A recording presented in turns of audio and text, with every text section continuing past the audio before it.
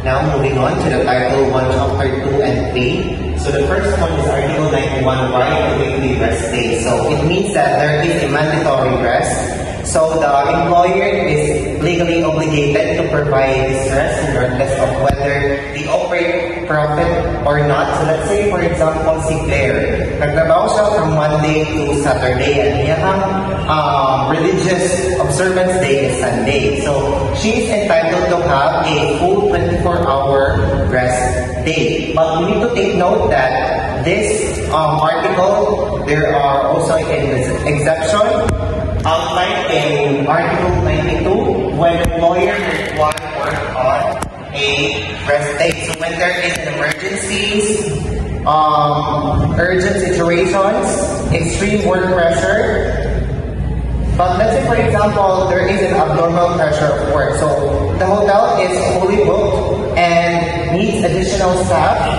to handle the increased workload. So in that way, or in that situation, the employer might be required to work on rest day.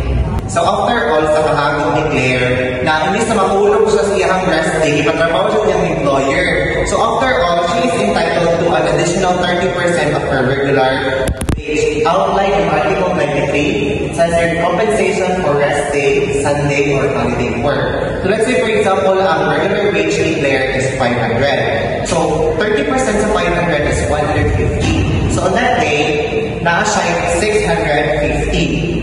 Pero, kung ang holiday work ni falls sa iyang rest day, she is entitled to have a additional 50% in her regular wage. So next will be the Article 94, right, to holiday pay. So bisan din siya motrabaho si Claire, still makadawat din siya ang regular wage. So kung ang employer mo require na matrabahoon siya sa holiday, then si Claire is entitled to have or being paid the compensation equivalent twice sa iyang regular wage. So here's the list of the holidays. So sa New Year's Day, sa Monday, Thursday, Good Friday, the month of April, the 1st of May, the 12th of June, the 4th of July, the 3rd of November, and holding a general election.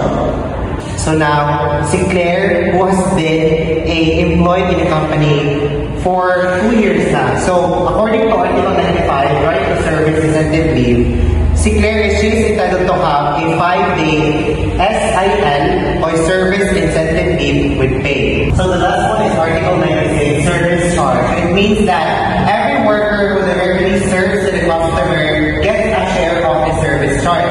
Service charge means a mandatory free added to the